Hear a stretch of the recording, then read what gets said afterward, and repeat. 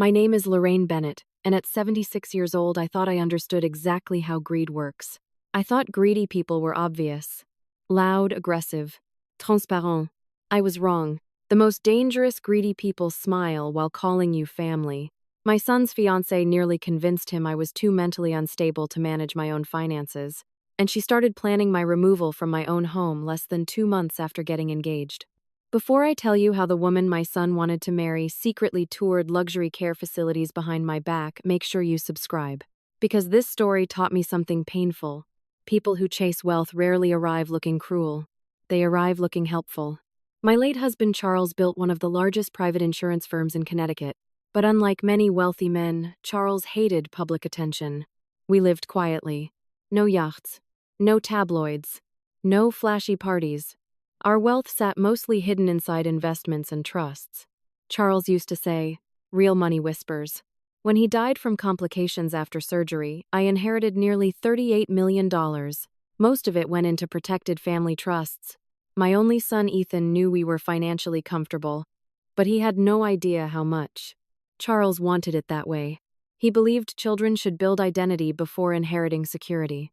For years, Ethan did exactly that. He became a teacher, lived modestly, drove an old Subaru. Then he met Olivia.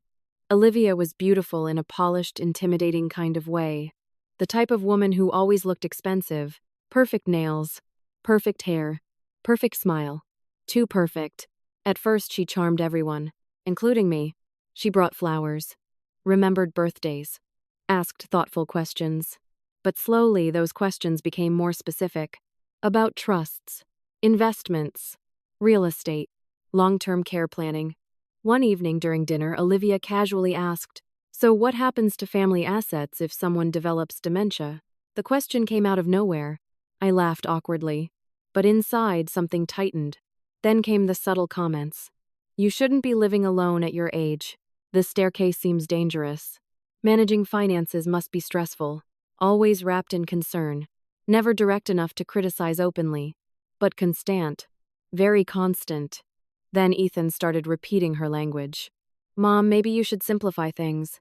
Mom, maybe you should let professionals manage more." That frightened me, because Ethan had never once questioned my independence before Olivia. One afternoon, I accidentally discovered printed brochures inside their car. Luxury senior living communities, memory care centers, estate transition services. My blood ran cold. At first, I convinced myself I was overreacting. Then my longtime financial advisor called. "Lorraine," he said carefully. Olivia reached out asking general questions about trust distribution timelines. Distribution timelines. Not because I had died. Because she was already planning around it. That night I barely slept. And for the first time since Charles died, I felt genuinely afraid. Not of losing money. Of losing control over my own life. Things escalated quickly afterward. Olivia began attending medical appointments without invitation, correcting me publicly, mentioning memory concerns, even suggesting additional neurological evaluations. One afternoon, while Ethan was at work, Olivia arrived alone. She placed tea in front of me and smiled softly. "You know," she said, "there's no shame in accepting help as you age." Something about her tone chilled me. Then she added, "Families sometimes need to make difficult decisions before things get worse." Worse. As though my independence was already deteriorating. That evening I called my attorney. Then my doctor. Then my oldest friend, Marianne. All three gave similar advice. Document everything. Because elder financial manipulation often begins with questioning competence, and once that narrative spreads, defending yourself becomes harder. So I started paying attention carefully.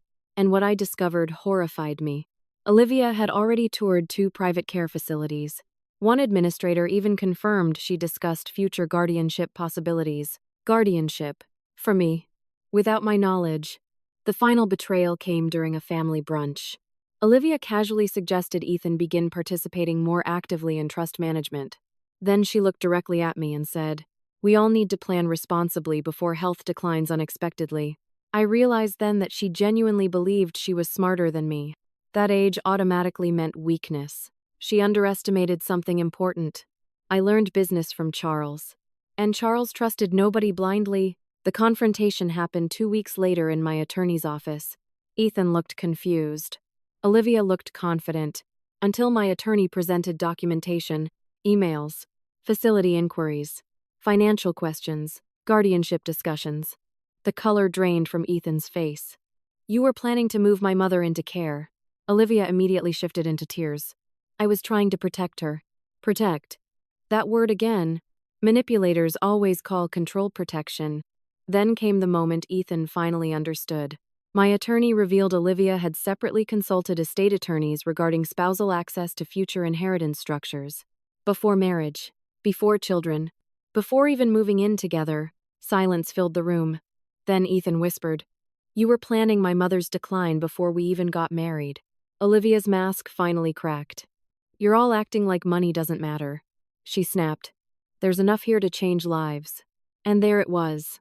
The truth. Not love. Opportunity. The engagement ended 3 weeks later. Ethan moved out of their apartment immediately. For months afterward, he carried enormous guilt. But honestly, manipulation works best when it slowly rewrites normal behavior. That's why intelligent people still fall for it. Today, my trusts remain exactly as Charles designed them: protected, structured, quiet. And every morning when I sit beside the garden Charles planted 40 years ago, I remember something he often told me. People reveal their priorities eventually. Money simply accelerates the process. He was right.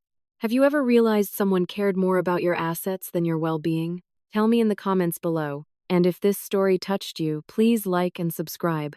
Because sometimes protecting your peace means recognizing manipulation before it's too late.